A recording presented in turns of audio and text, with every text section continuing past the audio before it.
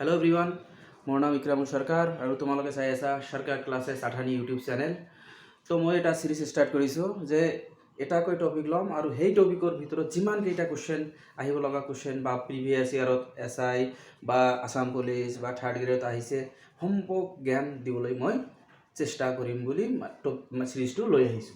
যে প্ৰথম যেটো মই সিৰিজ লৈ আহিছিলো সিৰিজৰ প্ৰথম টপিকটো আছিল যে অহম সাহিত্য সভা। তো অহম সাহিত্য সভাৰ ওপৰত মই এটা ভিডিঅ' অলৰেডি কি কৰিছোঁ আপলোড কৰিছোঁ। তোমালোকে যদি চোৱা নাই তেতিয়াহ'লে চাই ল'বা।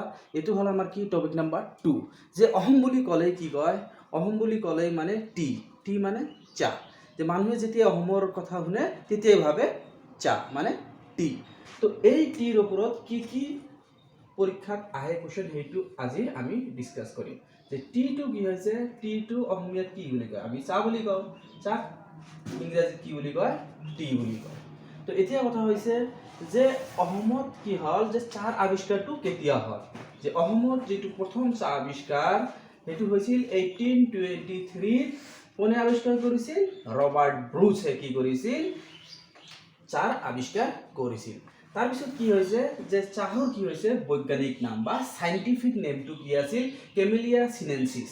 কেমেলিয়া সিনেনসিস মানে কি হৈছে সেইটো কি বুলি কোৱা হয়, চাহৰ বা টিৰ সাইন্টিফিক নেম কি হ'ল কেমেলিয়া সিনেনসিস, কেমেলিয়া সিনেনসিস। তাৰপিছত কি হৈছে যে চাহৰ ওপৰত মানে কি হৈছে যে প্ৰথম চাহ কোম্পানী যেটো হৈছে প্ৰথম চাহ কোম্পানীটো কি আছিল, আসাম টি কোম্পানী।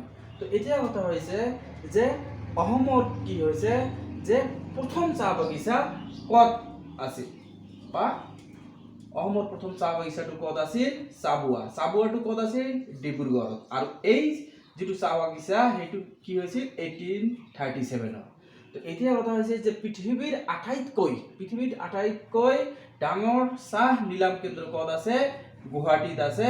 আৰু সেইটো কিমান চনত স্থাপিত হৈছে, 1917 চনত।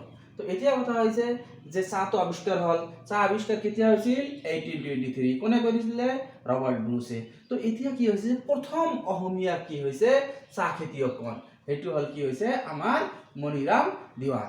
তাৰপিছত কি হৈছে যে পৃথিৱীৰ ভিতৰত প্ৰথম চাহ গৱেষণা কেন্দ্ৰটো হৈছে কি টকলাই, মানে যোৰহাট জিলাত ক'ত আছে, যোৰহাট জিলাৰ টকলাইত আছে। আৰু এইটো কিমান চনত হৈছিল 1911 চনত হৈছিল। তাৰপিছত কথা হৈছে যে এছিয়াৰ ভিতৰত ডাঙৰ চাহ বাগিচাটো হৈছে কি মনবাৰী চাহ বাগিচা। আৰু এইটো ক'ত আছে, বিশ্বনাথ চাৰিআলি। আৰু এইটো কি অসমত। যে এছিয়াৰ ভিতৰত যেটো কি আছে মনবাৰী যেটো চাহ বাগিচা আছে সেইটো কি হৈছে এছিয়াৰ ভিতৰত ডাঙৰ চাহ বাগিচা। আৰু এইটো বিশ্বনাথ চাৰিআলি ডিষ্ট্ৰিক্টত আছে। আৰু তাৰপিছত কি হৈছে যে আসাম টি কোম্পানীটো ক'ত কি হৈছিল স্থাপন কৰা হৈছিল, সেইটো নাজিৰাত।